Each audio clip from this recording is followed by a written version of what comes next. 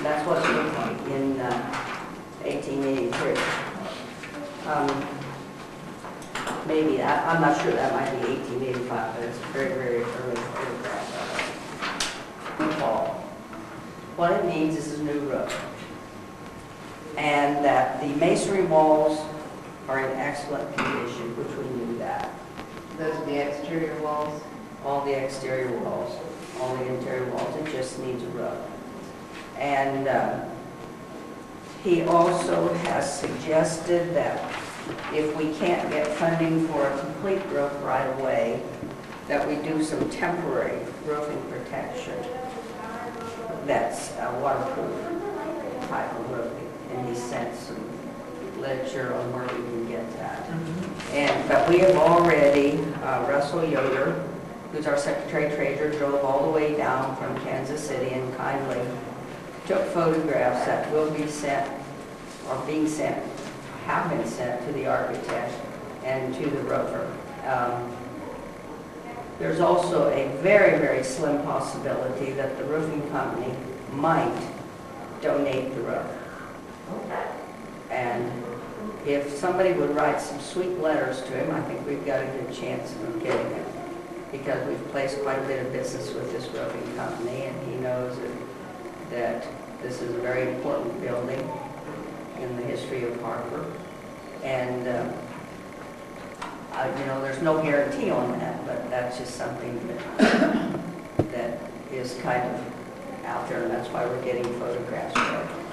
And I'm not sure, Russell may have to come back and get another series, because the day he came was that horrible day. Remember about a week ago when it rained and it was dark all day, and he couldn't get light. He couldn't get light in there. But we'll see what the architect and the roofing company says about needing more photographs. And he also is working on the national, well, first you have to go through the state historic register level, and he's working on that. He's working on that in conjunction with the architect who helped us with the Oyster Park building. And that first step will take 8 to 12 months. He's not sure when their meeting is. With the state register? Yeah. Yeah, then usually the one after that goes, as I recall, it was fairly fast, like 6 months or something like that. For the national? Yeah, it just kind of depends on their closing dates and how. Where it falls on Yeah. their application. But he's a fine researcher, just excellent, and we think that he'll get the whole gist of it with the builder. The builder was so phenomenal, and that alone will get it. If he can get it presented, we think that the architect's office will help us present it so that we can get it. And he's also planning to see about getting it listed on the well, what do they call it? I want to call it endangered species, but it's not a species, endangered architecture building. And then that would also help us get some additional funding. Now, we have also presented the idea to the Harper City Library that this building, if we could complete it, we could give it for use for 49 years to the library. And they would be responsible for what was to be called a net lease. They would pay utilities, expenses, the taxes, if any, this type of thing. But that we would then just donate the use of the building for the library for 49 years, and it would all, of course, be written up. And that's just been tossed out. That has not been anything finalized, just a preliminary discussion that piqued a lot of interest, because it would be, I'm not sure, 8 to 10,000 square feet, which would be fabulous, because the genealogy group could use the second floor, and that also could house some additional offices and displays of collectibles and collections. And you know, anything historic, very, very historic, that wouldn't be suitable for a museum, you know, that would need special care. You know, paper things need a little more care than what sometimes a museum can offer.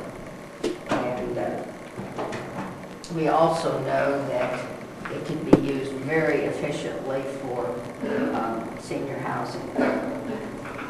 It was once a dormitory, so a lot of rooms are still there. And you just, you know, go in with the same floor plan and kind of redo it.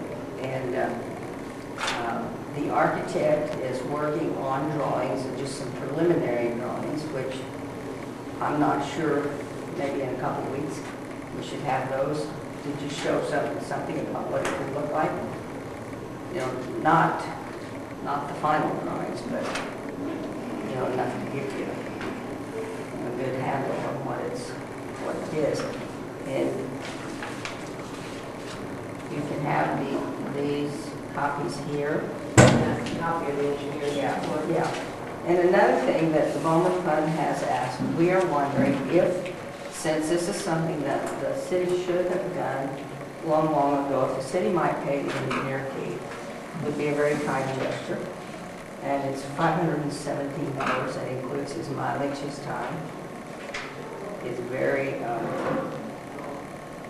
knowledgeable person, and you know, we were real pleased with his professional ability. And that's just about all I've got to say. I mean, it's a building worth saving, and the Bomber Fund has made a commitment that we're going to save downtown Harper in spite of itself. And if everybody wants to demolish the town, well, that's too bad. We're going to fight like hell, and we're going to save every possible building that we can, as hard as it has been. We think it's going to get a lot easier. We're finding some cheerleaders out there now, and we're really hopeful that after 40 years that there's going to be a little bright light coming down the pike, and we don't have to end up like Greensburg. Who is the architectural firm? Richard Crable, architect. And that's not the regular KRAHBIEL, it's KRABLE or something? No, it's KRAYBILL. Okay. And just coincidentally, Richard designed the Friends University Library. So he's extremely knowledgeable about libraries and layouts and what's needed,